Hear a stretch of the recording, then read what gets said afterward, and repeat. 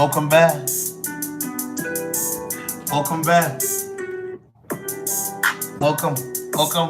Welcome back. Mm, mm, mm, mm, mm, mm, mm, mm,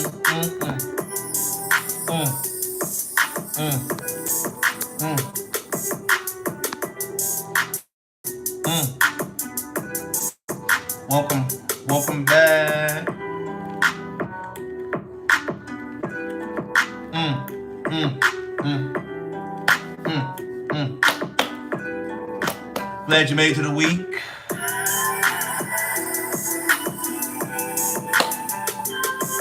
Mm, mm, mm, mm, mm, mm, mm, mm, mm, mm, mm, mm. Mm, mm, mm, mm, mm, mm, mm, mm, mm, mm. Setting the mood right. Mm, mm, mm, mm, mm, mm, mm, mm.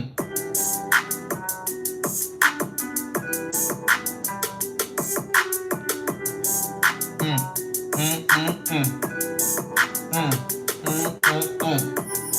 Mm, mm, mm, mm. Mm, mm, mm, mm. Mm, mm, mm, mm. Mm, mm, mm, mm, mm, mm. La. Mm, mm. Catch the, catch the, catch the vibe. Welcome. You made it to another Sunday. Number one, it's a blessing. It's a glorification. It's a privilege to make it to another Sunday, man. It is an honor. I want to thank all of those that are rocking with your boy, King Crowder, doing this live on Sunday, man. This is installment number 5. 5 weeks in a row, your boy has been consistent, committed, and making sure he is in it.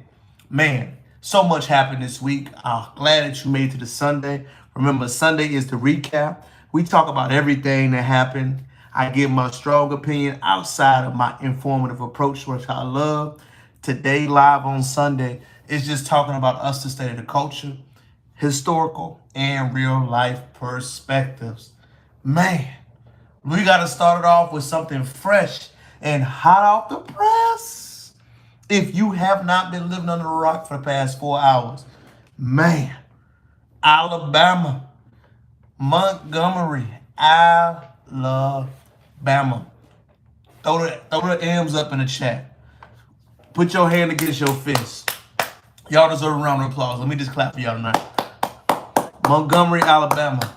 We don't know what all happened, but let me give you a quick breakdown. You know what I'm going to try to sync the video so you can see it. I'm just going to give you my take on it. In Montgomery, Alabama, you had a security guard doing what security guards do, have had a security job before. It's not the most glamorous thing. You have to control and patrol the rules. So in Montgomery, Alabama, you had a security guard doing his job, doing what he was supposed to do, patrolling the field, making sure nobody's on the patio or the safe hazard zones. So as he was patrolling that part of the field, doing his job, doing what he was supposed to do, he had some people that were being very defiant to this gentleman. Mind you, he's in a security outfit, white shirt, black trousers. That's how you always identify somebody's security, y'all. Solid colored uniform for top and bottom. That's how you normally see it. The gentleman was just patrolling the way. He told these gentlemen you cannot drink on a pier. Kids, children could be there. You must watch yourself due to the safety hazards. And if you watch the whole concept of the video, you see the aggressors were the white Americans coming at this brother. Now, I understand he might have said it in a little bit of a harsh, rude tone, but definitely coming out the gate, I seen this brother stood his own. And what was crazy was the entire group of people started to jump on this man. One security guard versus 5 or 6 people. And the older gentleman attacked and stroked the security guard first. Remember, mutual combat is what you come with, I can respond with. If you punch me, I can't shoot you. That is not mutual combat. Mutual combat has to be the same amount of threat, meet and withhold to each other. So as the brother is literally getting jumped when you see in this video, he's scrapping with the one dude by himself. As he's scrapping with the one guy, he's starting to get the better of him because the older guy is starting to get better. You see his children or younger guys, 4 or 5, I'm seeing 6 right now, begin to jump on him. What was so crazy, as you see in this video being brought down, you see people that have no idea who the security guard is. And I got to give it to the great state of Alabama one more time. They represented hard. You seen brothers running from the street. You saw Aquaman swimming to the other side of the pier. It was a brother on a boat who jumped off the boat to swim to help that security guard getting jumped. All I want to say is the state of Alabama on code, y'all. We can stop with the Alabama jokes. We can say what we want to say. They on code with each other. That brother was a security guard. Nobody probably even knew who he was, but they knew his life was in danger and something serious could have happened with this outcome. And it's nothing to joke about. You know, violence is never the answer. I'm not promoting that, but I am saying you have the right to defend yourself. I am not of the Martin Luther King ilk. Get punched, defend your cheek. Nah. You hit me, I have the right to defend myself. I believe that is your right. You do not put your hands on nobody, and you do not say you're going to do force unless you're about that action. Because as we see in this video right now, they put hands and feet on them. That was the most interesting thing of all. You began to see them go multiple times, y'all, and it was very interesting. So as the fight began to go more, you began to see other brothers champion going on the other side of this boat. So the mutual force was way exceeded what they could have planned on. So they would jump the security guard. Did they expect the security guard to get that love back that he was expecting? Because the security guard did his thing. And other brothers took their shirt off. You know, when the shirt come off, you know you didn't want some brothers that can scrap. Straight up. When the shirt come off, you got to be scared of that. These brothers right here stood on business. They stood on business. As you see the video right now, you see them defending themselves. You even see women attacking the men that were trying to protect him. Now, I got to say something for women out here. You do not have the right to put your hands on a man. If you are not worried that man will hit you back, as a young lady, I want to advise you not to put your hands on nobody. If you are a woman or a lady and you see an aggressive combat with a man, remove yourself. I don't want to hear nothing about the man should know, because in that time frame and when the blood is pumping, that man will hit you back. As you see in the film, you see the young ladies are pretending to help their brethren, and they got punched. I'm not for that at all, but I'm saying, ladies, you can't put your hands on nobody.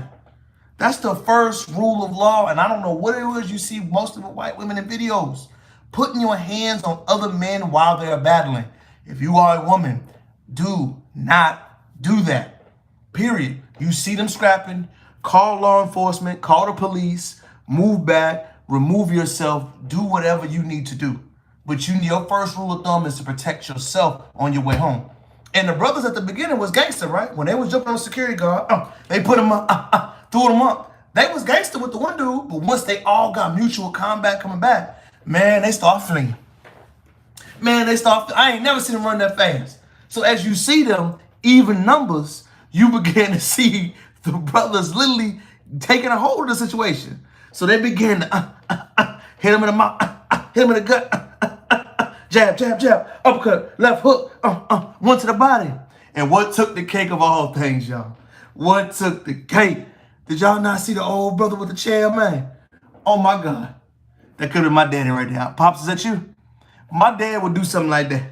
My pops is one of them old school brothers that'll put hands, feet, and weapons on you. I swear to God, he will. He don't care, man. Like, he really like, hey, Tariq, if somebody put their hands on you, son, by any means, get the job done. And as we reconvene back, man, you know, we always hear them sayings that we are not our ancestors. What we don't know is our ancestors are not us. What I mean, that older generation, Generation X, boomers, man, them older black men, they get them up, baby. The younger generation don't want to fight. They're not very confrontational.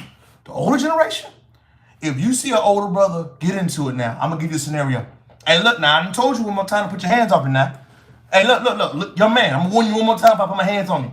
Young man, I ain't afraid of you now. I know y'all like to use guns, but I grew up, we had to put them on. The older generation of men do not play that. They are very confrontational.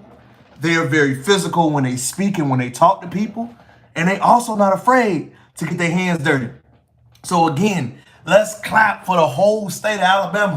You know, Alabama, y'all don't get many W's, y'all. Y'all do not get many W's. But today, y'all got a big W on there. Just to see the on-code behavior in New York City. Take a hold to this. I'm not advocating the violence. What I'm saying is that when you're seeing someone getting attacked, what is clearly not cool, on a serious note, when you're seeing this happen, you need to intervene, white, black, or whoever. I mean, this could have ended badly for that brother if the other guys did not have their own code behavior to know we must intervene and stop it. I don't care who's getting jumped. If it's not one-on-one, break it up, get in between it. If it's not mutual combat, it is your obligation as a male to get in between that. And those brothers in Montgomery, Alabama stood on business. They stood on business. Man, converging over to my next topic for the day, y'all. Lizzo.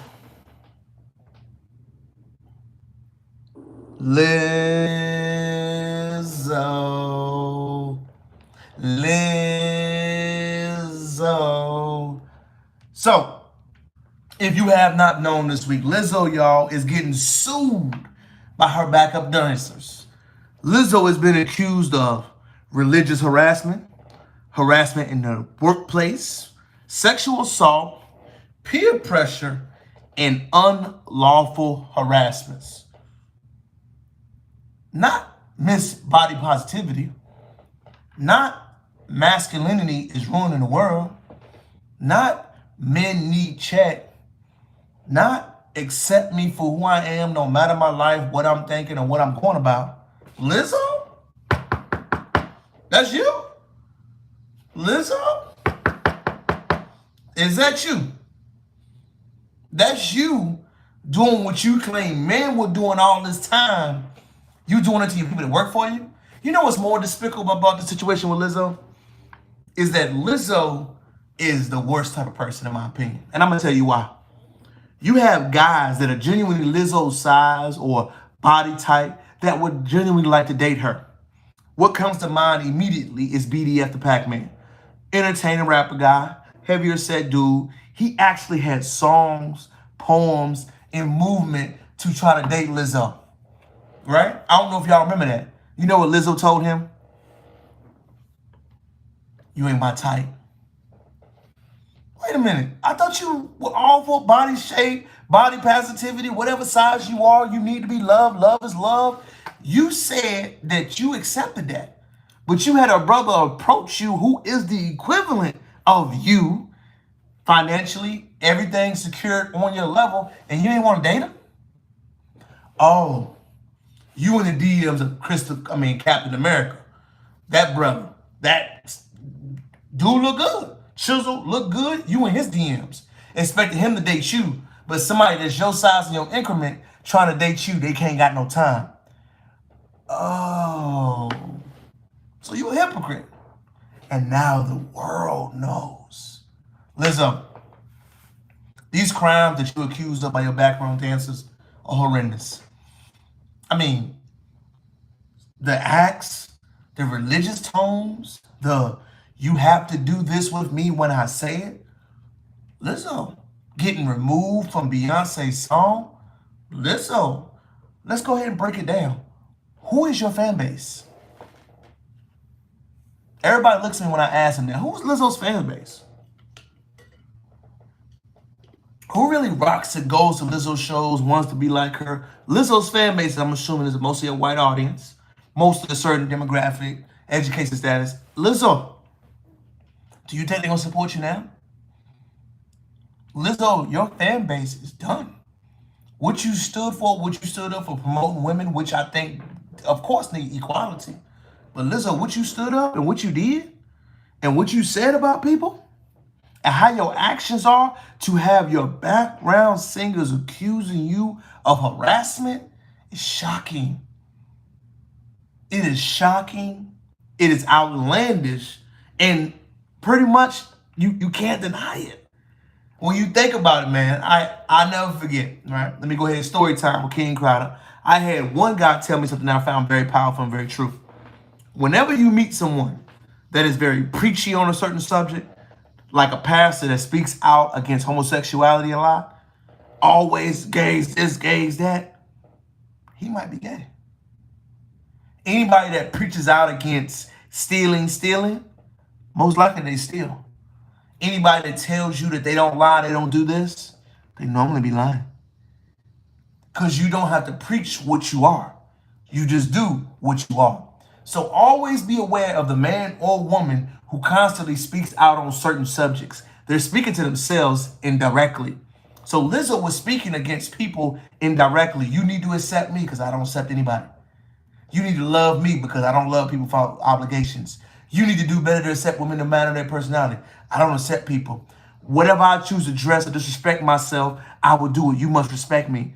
Lizzo was showing who she was. These allegations right here, y'all, are mind-blowing. I got to dive into the paperwork. I love to read the minutiae sometimes. I'm a nerd. I'll admit that in ways I love to read. And just reading what they have in their lawsuit, Lizzo's career might be done. Lizzo's career might be done. I don't know if she'll be as big as an artist as she wants to be. And the underlying story that I think most women won't understand now. We used to attack men for obligations and legal issues like this. Women with money now will get that same treatment. Lizzo, your background dancers have exposed you for what you're doing. The horrific incident in Amsterdam, don't even want to name it, disgusting. Also, you will have to see long-term how these incidents will happen. All I gotta say is that I hope you have saved your money on a real sense. I hope you have tried to develop and cultivate yourself. But man, this is a very scary, shocking, and insane situation that we're seeing right now. 200 plus K followers on Instagram, gone, finito. Endorsement deals, lawsuits, restrictions on travel, all of that is officially gone based off a situation that could have been prevented. Lizzo, the biggest L, the biggest hypocrite of the industry. So, if you're just tuning in again, make sure you comment, like, subscribe to the channel, share this video of me going Lizzo, wrapping up the week. On to our next subject, man. It was a phenomenal thing I heard, man. You know, I love going out. I went out last night with a group of guys, co-workers, right? And the one thing you always get reminded of, ladies and gentlemen, is when you go out, you get approached with situations and you talk to different people that you normally wouldn't talk with. I'm a married guy. Don't go out heavy. Still on the younger side, but I don't go out heavy because I'm also, have my purpose and my life driven. But as I went out last night, it was a very eye-opening question that happens when you meet people. So the question that I met this young lady. She was talking. My homeboy was interested in her, so we got talking to her. And the one thing that was very shocking to me was they told me, I like certain guys because they are exciting. And I puzzled with that. You like a certain type of guy because they are exciting. Exciting how? And she responded, hope you're sitting there. I like guys that have things going on to them, have a gruff, a street side to them, that have a bit of an edginess to them, that, are attempting to be sort of like bad boys. So I stood. I listened. People not you being listened to nowadays, Because when I listen, I nod my head, I'm listening in agreement, and I'm processing the information. And as the young lady's telling me this, mind you, she had to be 27, 28. So she's at that age where it's like, the light should be coming on, right? So I respond back and say, why is that exciting to you? Number one, well, it's exciting to me because you don't know what it's going to get. Okay. As a man, when you hear something like that, I'm going to tell you, as a healed married guy, I am hearing you have trauma. Whenever you say to someone, you need someone that is exciting, that has the street edge to them, that tells me you have trauma issues. You have unforeseen trauma that you are not aware of, and that you need therapy to go see. You need therapy out here in this world if you think exciting and fast lifestyle is fun. Nothing about that is normal.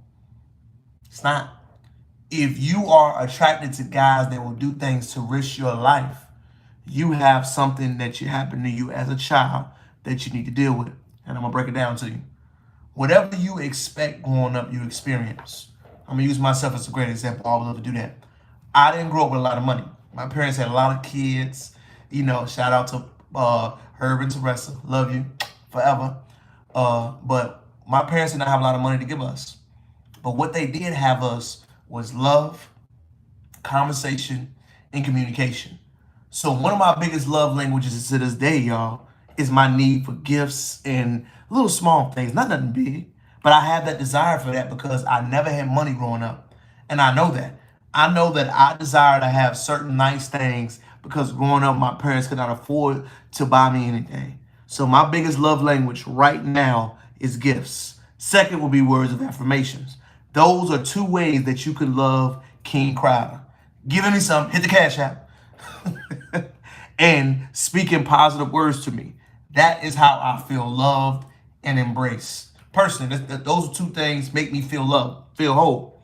So if you have something that you think as edginess that makes you feel whole and loved, you have to understand edginess means uncommon, uneven background. That means trauma-filled life. That means seeing arguments as normal.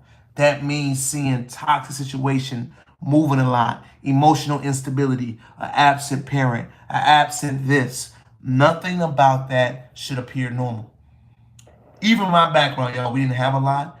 Any woman that was attracted to those type of situations to me was always an X, a red flag. I didn't know it at the time being a young guy, but looking back at it now, always reflect, fellas. Ladies, always reflect. Seeing someone say, I need action in a partner instead of stability, honesty, high character, loving mentality, and very good on family is a red flag. Let me say it again. What you do for your family will outweigh any and everything you will do in your relationships. If somebody that has a family dynamic in a relationship does not understand that, that is a red flag. So ladies, going back to that situation again, being out with my fellas, meeting that young lady, talking to her as a married guy, she's asking for my perspective. I had to really sit back and tell her, like, man, you right now are not maturely attractive enough for any whole male. And she looked at me. What do you mean? Any man that has done his internal work, his therapy, on his purpose, on what he's supposed to do, mentally did his therapy, whatever he needed to do, why would he want to date a woman that says drug dealers are exciting? Let that marinate. Why would you want to date a woman that says drug dealer anything is a potential good mate to be with? That's already coming in as a deficit. You are already showing me that you are coming in not mentally where you're supposed to be. That is mentally unattractive. Remember, intimacy is all mental. Intimacy is all mental. Mentally, I have to be extremely attracted to you. Mentally, I have to have that connection with you to make me think about you. We got to talk about stuff outside of just the surface stuff. That is what will bond the relationship. Mentally, can they teach you something? Are they teaching you something? So if you have a deficit of saying drug dealers in a fast lifestyle is something, and I'm on a whole driven relationship, it won't work. So the guys that you meet, that you deal with, that you have relationships on a common basis, are those type of men. I always did I did a movie film last week of Who Cloned Tyrone. When the guy that died came back up, he did the same exact habits over and over and over again. Until you see your patterns and you go to your therapy and graduate from your therapy to break that pattern, every man you will meet will quote unquote be the same guy. He's not the same guy. You're the same spirit and the same person. Let me say it again. If you are meeting, dealing with, attracting the same guy, you have the same familiar spirit and you are same familiar person. Because when you're a different spirit, they won't be attracted to you. I don't attract, even when I have conversation, women that are not unhealed. They think I'm different is the way I talk to them. So when I ask questions, it catches them off guard and it scares them. So when you meet people that are not healed along the way, that's what you'll run into. So I want you to think about that. You can't put it on your relationship. Men, you can't say it's that woman. You are not healed yet, brother. And you need to heal so you can attract that woman that is healed. Ladies, if you're meeting the same type of guy over and over and over again, it's because you're the same person. Familiar spirits are attracted to each other. Unfamiliar spirits do not mingle, do not mix. That is why I think that thing should be known so much. Every relationship advice I can ever give, be the person that you want to be. Moving on to our next subject. Man, Black Twitter is American news. Coming in with a hot take. Did you know that Black Twitter can shift at the grassroots level? The grassroots level of Black Twitter, y'all, controls what news is. Black Twitter at the grassroots levels tells you what's going to pop, what trend is going to go, what we need to focus on, what we need to talk about. Most people have no idea how truly strong Black Twitter is, excuse me, as a place, as a unit, and as a discovery entity. Black Twitter literally breaks stories down. Black Twitter adds an emphasis to whatever discussion, whatever internet project, whatever is going on. And if you are not familiar with Black Twitter, download the app called X. Elon Musk turned it over, but it's still Twitter. It's always gonna be Twitter. I'm sorry, Threads. You ain't popping. I tried it. Threads is not the wave. I've tried it, y'all. I've tried it. I don't like it. I mean, if you tried it, I think Twitter is a staple that will be here to stay. But as you look on Twitter, y'all, and you see most Black news outlets and you see them going, you will see that, man, any action, news, discovery events, and most Black American topics are heavy on Twitter. And people ask me all the time, I was asked this week, King Crowder, why do you call it a Black American? Because we have to delineate, understand who they are. You have first-generation African immigrants, Caribbean immigrants that come to this country. They are Caribbean Americans. They are African Americans. Those that came from chattel slavery, genealogy has been 10 generations linked to this country and more. You are a Black American. That's what you are. And there's nothing wrong with saying that. I had to remove that term African American off my term in technology because I am a Black American. That's what my family's legacy is. Genealogy, exported, done my history. I can check you out about it. But anyway, moving on. As you look at the Black Twitter network, y'all, and how much they control the space, I want you to understand that if you look on here just for a second, every news outlet is literally mimicking what Black Twitter's doing. It's insane when you think about it, but it's true. They are mimicking, watching, accounting, and doing everything that Black Twitter tells them and it watches them. News stories and outlets at a grassroots level need to be studied on Black Twitter spaces. I think Black Twitter does not understand and how profitable an industry it is and how it is changing the landscape and whole frame. Remember, most of our Black American artists that on these social media platforms have boosted the social medias up. It was not popping until we got on there. Let's keep it real. Let's keep it real, man. Boozy boy, let's keep it real, Vlad. Let's keep it real, Vlad. We make the culture. And we got to wear it with our chests.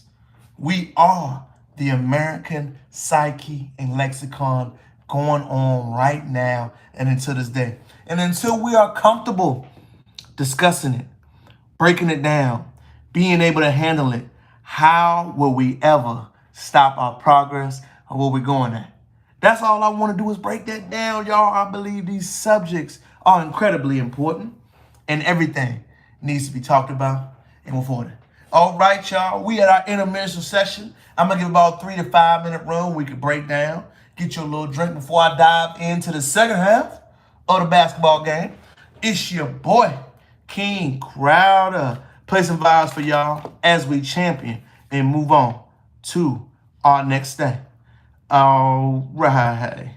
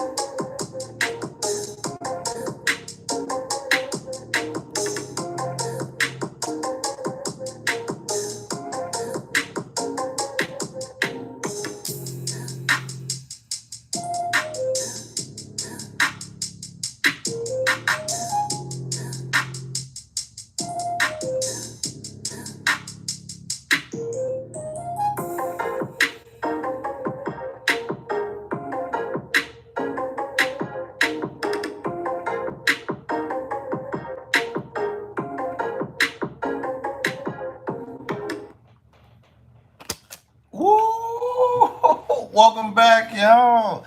Welcome back. I just had to go ahead and do a little change in, y'all. I had some food, so I had to get my food eaten on. Man, thank y'all for checking back in. Again, if you have not liked, comment, or hit that smash subscribe button to the channel, this is your time to do so. Because again, we are chopping up game, lacing up content. Excuse me, get the beautiful face right. You know I look good. I got that look. Looking good. I know that. I know. So, where were we, y'all? We already ended on how influential Black Twitter was and how Black people are to the news and lexicon. I think today's next lesson, we need to, man, let's chop it up about Florida and Black history in Florida. I think people don't understand something. And I think people don't understand this, and this is a reality. Black history has been blackballed from being taught. Most people don't realize that all the things that we learn about, and mind you, I am a Black American, grew up in a Black town, right? Mostly with Black people that went to a HBCU. And I have had to self-educate myself and teach others more about Black history than I've learned at any point in my life. The reason why that is that literally Black history in America has been selectively blackballed. We don't teach about any of the founding inventors, the stories, the founders of this country. We don't teach any of that in our history curriculum. Mind you, I am a history guru who loves the subject. We do not teach anything about Black American history besides enslavement. We don't teach freedom towns. We don't teach the great inventors. We don't teach the everything that happened in this country was a unified effort. It wasn't just a white guy. We don't teach Lewis Lattimore. We don't teach Gerald Lawson. We do not teach anything but suffrage. We don't teach how the Civil War really happened. We don't teach how most presidents grew up in sundown towns. We don't teach that sundown towns still exist in this country today. We don't teach that. The reason why, and it's a theory of mine, y'all, that we have such a disconnect, and young Americans have such a disconnect to history, we don't teach real history. We don't teach the story. I don't even like that word history anymore because that discounts her story, his story. We don't teach it. Our main problem that we are suffering in this country right now is that we are inauthentic. It starts in the school systems. And I love school. I love education as a theory. But I always ask people, have you really been educated or have you been indoctrinated? Because the first rule of lesson, if you are a Black American, is to learn knowledge of self.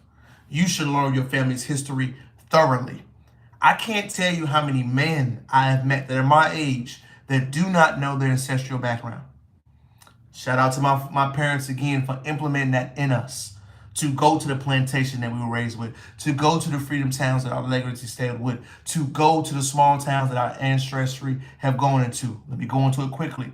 Mount Pleasant, Tennessee. My father's upbringing is from a Black Panther background in the city of New York City. Me and my mother down south, they relocated, had our children, and had us. If you ask yourself, if you are under the age of 30, and you're a Black American, male or woman, do you know your history concept for the past 200 years? Do you know that? Are you educated as a smart person if you do not know that? If you ask any Jewish person, shout out to the Jews, anything about their family history, they can break it down chronologically. Anywhere in this country, you have the ability to, but most of us are scared. I'm gonna give you an example. I have friends, upper background, different classes, economic, social, status. Most of them are afraid to go to slavery plantations. To me, that's fascinating because I love to go because it's truly remarkable to see what these former enslavement Americans built. They built this, their brain, their knowledge. We must understand how influential that Black Americans are to this country. Many people are afraid to go. They are afraid to go, they are afraid to see, and they are afraid to talk about the ancestry of America. I'm not, y'all. I have extreme knowledge of self, so I'm not afraid to talk about any part of history because it's nothing to be discouraged by. They were victims, they overcame, they fought, they thrived, and right now we're going to a different period. That's what history is. That's what the story of this country is. But if you ask the average Black American about it, they have no idea of that concept. The reason why, I'm going to start off during our formative years when we decided to integrate the urban schools, not the suburban. Look at the channel. I got a video about that, how the suburban schools were never integrated post-1974. If you don't believe me, check the facts. Our urban schools, where most Black Americans go, are integrated. But when they were integrated, the curriculum has not been taught. And the parents have not emphasized that. We have some parents that emphasize our upbringing, where we come from, but many of us do not. Many of us have no idea about any of the subjects. Another great example, story time. I live in Houston, Texas. That's where I reside. H-Town, stand down, throw it up, baby. Most people that live in Houston, Texas have no idea about the Sweat B. Painter court decision. They have no idea about the 24th regime. They have no idea how Henry Yates, the Sayers High School, Wheatley High School, they have no idea about the rich history of this country. Sweat B. Painter is the reason why most PWIs are integrated. How do you go to UH or Texas or USC and you don't know this? The guy was from Fourth Ward in Houston, Texas. Houston, Texas has 4 freedom towns. Most Black Americans in the city have no idea about that. They have no idea how much rich history is here because we don't teach it. I'm from a small town, y'all. So remember, history gets my blood going. But I love the subject of it. And when I meet people that have no concept of it, it truly blows my mind. But I should not be, because I've tried to change my expectation. I learned now that even though I thought it was a detriment growing up in a small town, not having nothing, having a van with the wood peddling on the side. Shout out to Pops again, having that van with the wood on the side. That talking about history and teaching us the history like he did was a luxury, forcing us to read those books on Malcolm X, forcing us to understand about different religions, forcing us to understand about Judaism, Islam, whatever subject. I had to learn that. And I used to complain about it because I didn't understand why Pops was stressing that. But what I get now as an adult is that we always talk about traveling. Most people never travel in their mind. I never had the money to travel, y'all, growing up. I never got on a plane until I was 20, 22, 23 years old.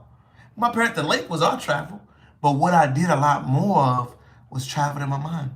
Now, I was traveled a lot in my adult years. These past 8 years, tattoos on the passport, traveling everywhere. I've done it. But before I even did that part of the physical traveling, I mentally traveled in my mind. I mentally traveled to different countries. I mentally traveled to the pyramids. I mentally traveled to Malcolm X. I mentally traveled in time, but I read these individuals to learn their brain volume.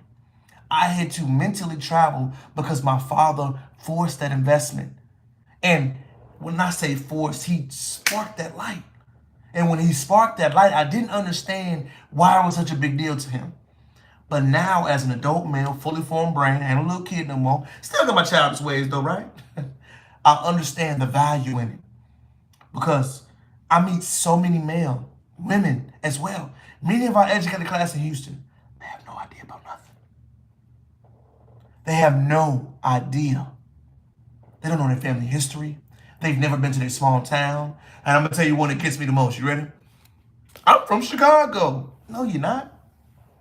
You've been in Chicago maybe a generation. What do you mean? I'm from Chicago. No, you're not. You're not from Chicago. What do you mean I'm not from Chicago? If you've learned anything about the Great Migration and you've talked to your parents, you will know that none of us are from these big cities. What you mean you don't know what you're talking about? I do know what I'm talking about. None of us, LA, New York, Chicago, DC, none of us are from those big cities. You are a generation removed from being from the original small town that your ancestral lineage came from. I'm gonna throw something at you, right, y'all? And y'all gonna think I'm crazy, but it's gonna work. Let me go ahead and take a sip of this drink right quick.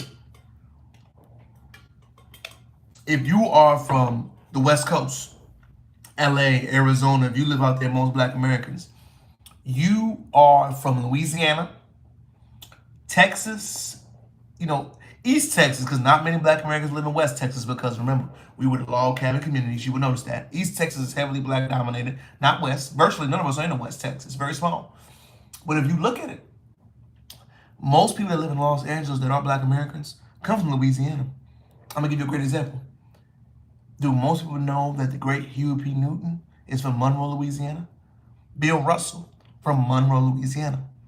Most people have no idea that you can identify where someone lives, Oakland, LA, by the train lines. By the train lines, you can tell exactly where your family's legacy was, when they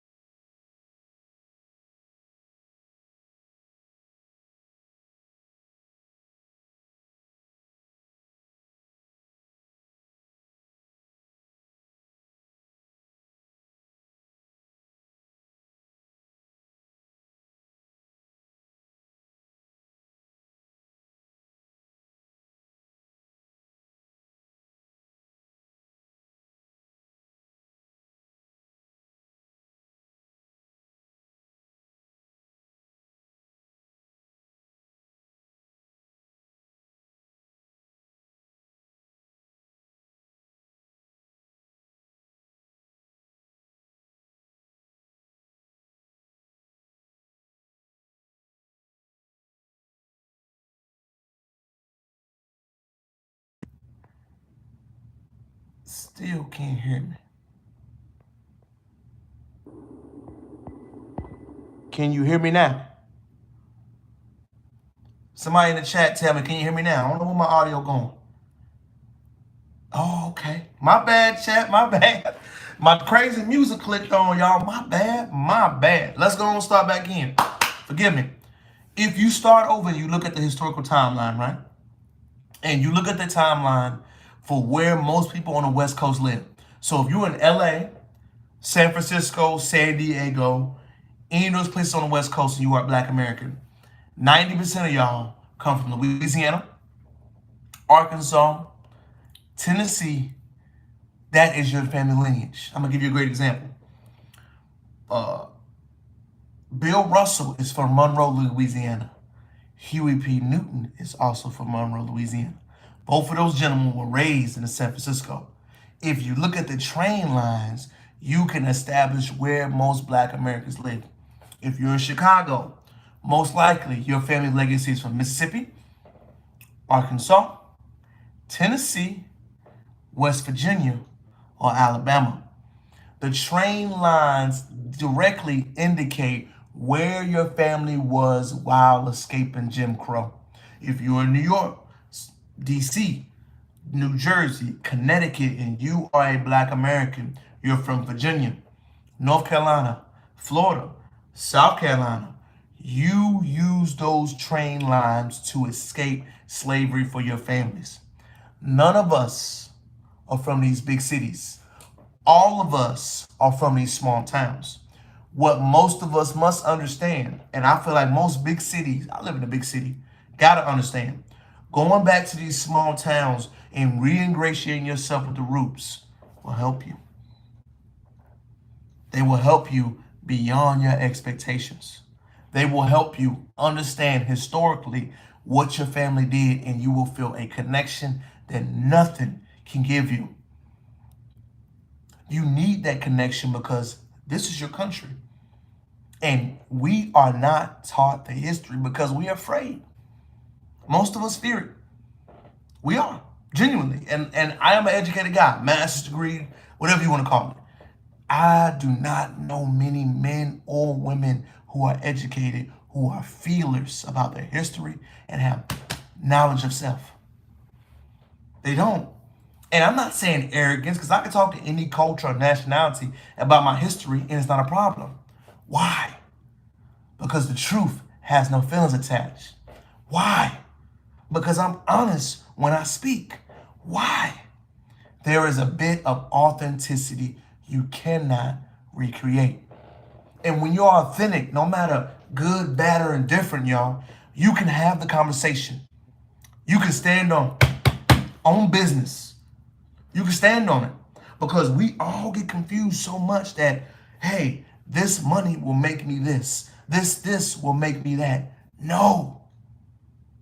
Knowledge of self, your family, your spouse, and your relationships outweigh it all. Lesson number 1, man, and I just want to harp on it one more time. Find out who you are, your background, your legacy, your struggle, your family's unique history. Find that out. Once you find that out, everything else in life will click on. You are not from Houston. You are not from Dallas. You are not from Chicago. You are not from DC. You are not from New York. You are from a smaller town. Go visit it. Go see it. Go visit the plantation and go visit the gravesite. It will change your life. Moving on, man. Whew. I had to lay that heavy thing on y'all. Sorry for the volume. You know, I just had to lay that on because it's on my heart. And I do believe that is the gap that most people experience that we have no idea about. But today I got to go more to the music angle, right? And let's chop it up, y'all. These Live Nation tours are flopping. Is Live Nation trash at promoting? Is Live Nation and the marketing thing of corporations starting to struggle? Are we seeing the limitations of putting billboard or letting the streaming numbers talk and the streets are not involved? Are we seeing the death of streaming in front of our eyes? The reason why I say this, and it hurts my heart,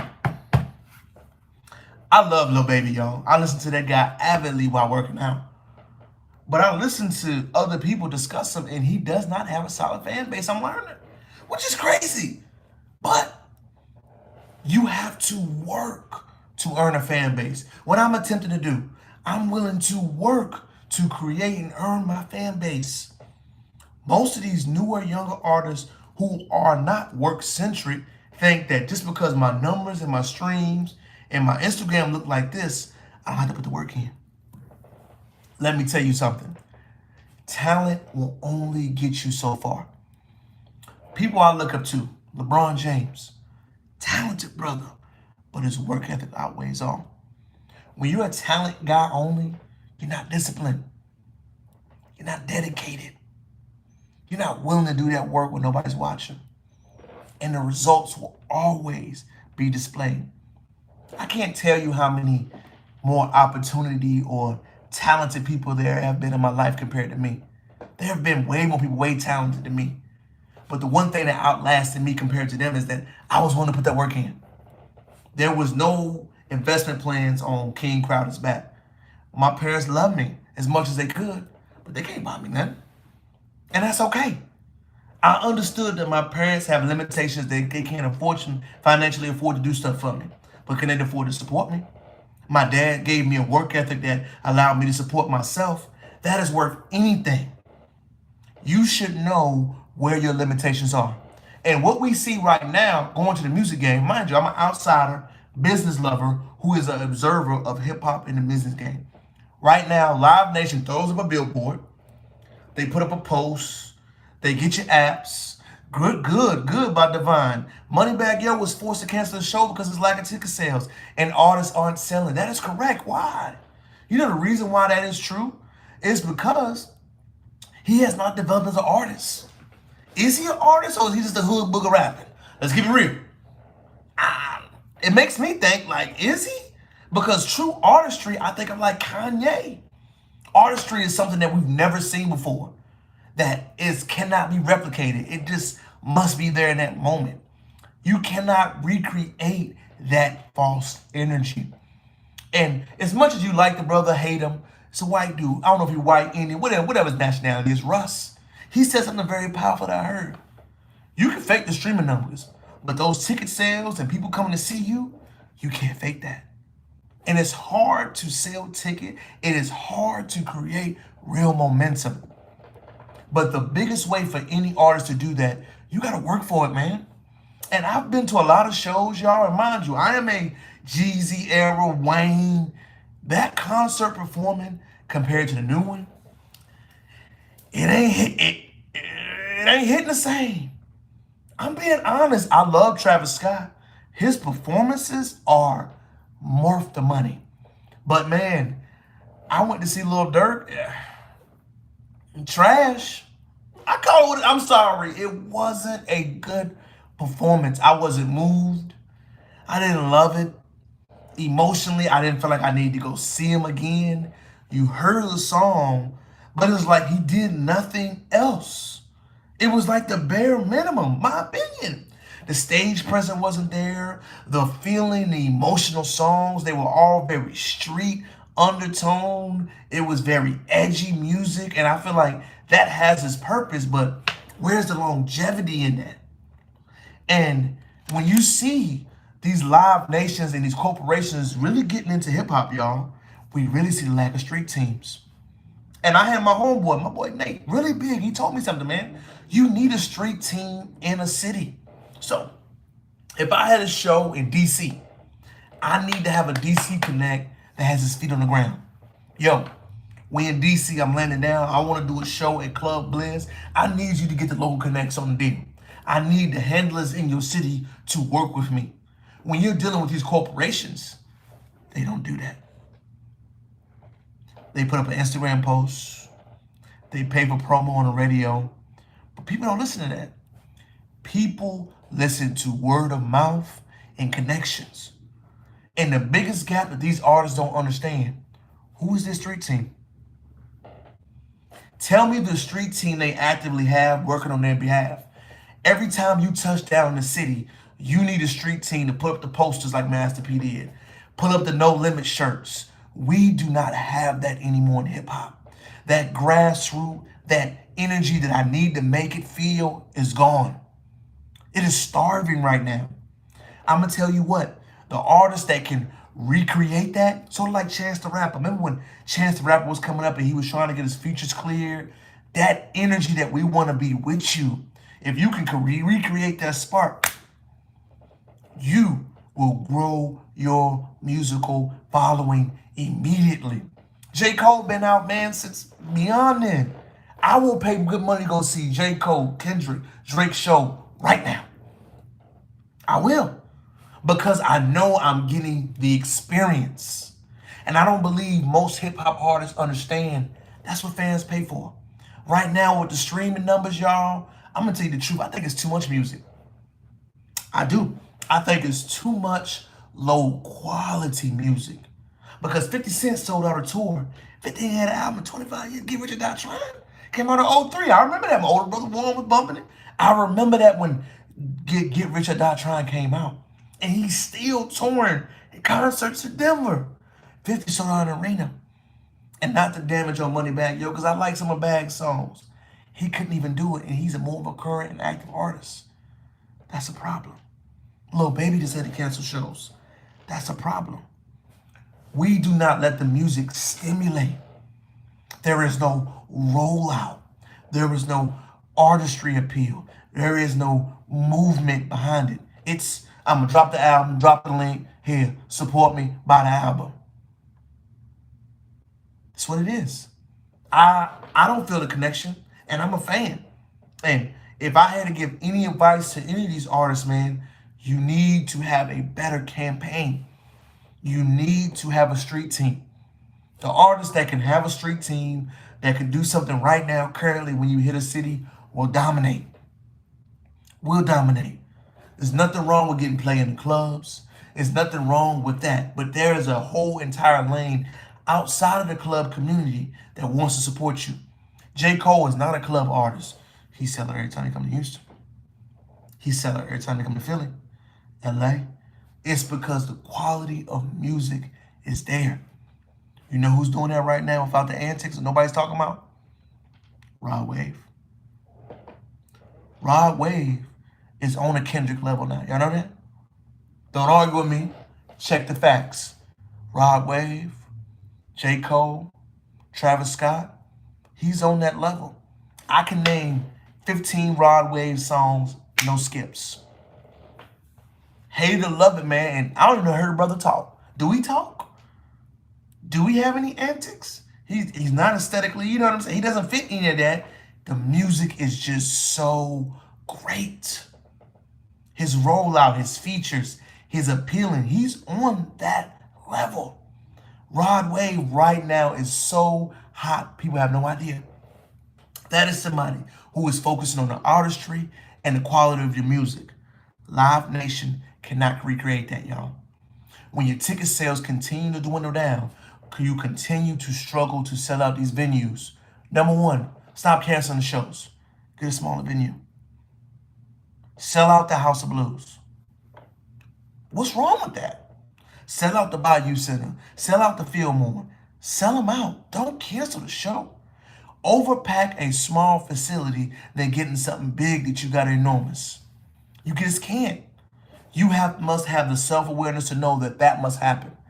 I genuinely think it's a bad look for artists to cancel a show. It's just my opinion. Don't cancel a show. Do a smaller venue. Ego aside. Become a better stage performer. Invest in your artistry on stage performance. Invest in yourself. It will go long term. I'm speaking as somebody that does it, man. I've invested so much in my mind that I'm starting to see the fruits of my labor. I'm seeing them. Smallly, but I'm seeing them. Invest in your mind, y'all. It will lead you so much more than you can explain because the work ethic will lead you through. The action, the fun stuff, the laughing, the joking stuff, that'll be there short term. But to be there long term, you gotta have that effort to last. Trust me. Man, and the final thing I want to hammer down, and this is going on hip-hop one more time, man. This is our final subject for the night. Hip-hop is too corporate. Hip-hop is way too corporate, man. What do I mean by that? When you hear corporations, y'all, I want y'all to know this. Let me put my business hat on right quick. Corporations' job is to sell to their shareholders. Corporations' job is to increase the stock revenue as high as it can. So when you have a corporation involved, their job is to the stockholders and the board of directors. Corporations' job is to increase revenue share, period. That is their job. It is money focused, it is money centric, it is money obligated. They are hiring you to increase the sales of this. I am hiring you to make the sales go up to this. When you deal with corporations, you must know firsthand that's what you're getting. That's what you're getting. So don't say the corporations don't support us, they don't love us, they don't rock with us. No. Corporations are doing exactly what they need to do. The reason why we see quality diminish is because the small business size tends to dwindle down. Right now, what we are seeing hip hop, certain oversaturations, we are seeing the lack of small businesses having the same potential. So as I'm gonna keep stating again, because people love asking me this question, but I'm gonna state it again. Hip hop has no smaller record labels. That is why everything sounds the same. MMG, Def Jam is a corporation now. Think of any of the smaller record labels, they are non-existent as they used to be. That is why we see such a corporate push of artistry that are just popping to find. Remember, in a corporation, my job is to find something that is here that I can take it there. I'm not thinking about the artistry. I'm not thinking about the talent development. I personally put 80% of the problem on the record label shoulders. The music quality, the music standards, and the low vibrational instruments. I hate to use that term, but I had to, right? Low vibrational. You know, you hear that term, I always think ratchet for some reason. I don't know why. Excuse me, Apple Watch still talking. I don't know why. I think of low vibrational, I think of lack of skill. But literally, we are seeing a lack of skill and development. So I think of this and I'll give it another perspective. AAU culture has really harmed American basketball. It's a huge sports lover. American basketball, NBA basketball is hurting right now because of AAU culture. AAU culture is corporate. Get the best guy, put him on the best team, invest, invest, invest, throw money behind him. Don't develop him. Don't cultivate his skill. Don't work on his mindset. That is why the European basketball players are dominating us right now. We are too heavily invested in corporate. And I'm going to show you the reason why. You could tell that Zion Williamson had nobody immensely work with him on his work ethic. Nobody worked on his body. Nobody coming to him telling him that he needs to improve. So he's suffering from his success of having it early on, which is normal for a 21-year-old guy. But he don't got the work ethic. How can you teach when you're at the peak to work harder? It won't happen. Most of the European athletes that we see right now, given my Live Nation corporate example, had to work for it. Their drive, their internal ambition is already embedded in them. If you have a desire to work hard, out-achieve, over-excel, I don't have to tell you that. You're going to get it. Nobody has to tell me to work hard. I'm going to do it rain, sleet, snow. My wife don't have to tell me, baby, I need you to get up and go to work. I'm going to do it. It's in me. My dad implemented that chip in the back of my brain. Son, you got to work. Rain, sleet, snow, sickness, and health. I got to produce and work something. And there's nothing wrong with that. But the trick question is that most of these labels, most of these sporting groups don't understand. You can't recreate that work ethic. You can't. You cannot recreate desire. You cannot recreate ambition. You can't. I can give you the trinkets to what will help you, but to make you driven, no. I don't care what anyone says. From my personal feeling belief system, don't think it's possible. I cannot recreate you to make you want something. You had to want from within. That dog has to be inside of you.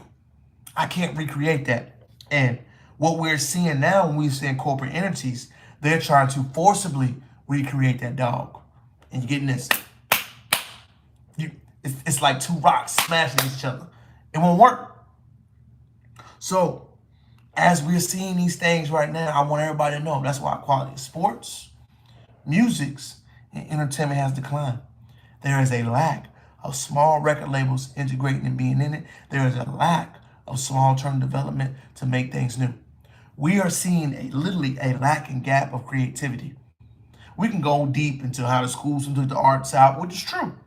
We can. We can go deep into how we lied too much and now we at a point in pivot, which is true.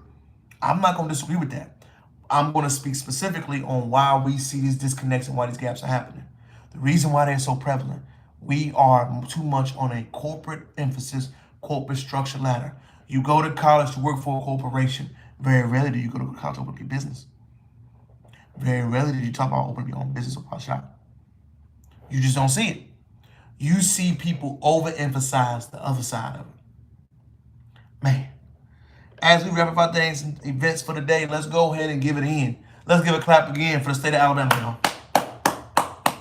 They held it down. Let's give a fallen soldier for Lizzo, because she up out of here, y'all. The jig is up, Lizzo, you gone. Let's know that if women say they want an inciting guy, y'all, throw it back to the streets. She ain't no good for you. Let's go ahead and emphasize the need, the desire, and the heavy-handed of Black Twitter. Let's go ahead and mention why Black history is needed, why your ancestry background is needed, and why Black history has been blackballed. Let's go ahead and mention how the state of Florida can't stop nothing, because we gonna be all right. And we're gonna end it again to Live Nation flops and too many corporations. Man, if you have not had a chance to smash the subscribe button, comment, leave something on the channel, I want to thank everybody that got to tune in today. It is such an honor and a privilege for us to have these numbers and what we're doing. I'm thankful, y'all. I am truly honored to have the support and love that I can. Please leave a comment if you want to see more. Please leave some information if you think I need to add more to it. I am listening. I want you guys to know that I'm here for you, here providing a service, giving you a different perspective and game on life. It's your boy, King Crowder, back again. Make sure you stay tuned for the videos that just dropped. We just had another video about the Honorable Malcolm X coming up. I got the Honorable Elijah Muhammad coming up either today or tomorrow. Stay tuned. Click the video, share them, like them to other people. Because like I said to you, I want not only just to give you the Black history, I want to make sure I leave that information for you. And I want to give it to you in bite-sized information that is easy to digest and that you can learn on your own. It's your boy. Check it out. Until next time, ladies and gentlemen, let's go ahead and start off right. Let me get it going. Peace. There. See ya next time. Look at that move. Check it out. Enjoy your week. Be back next week, Sunday at 8 p.m. sharp Central Standard Time. Peace.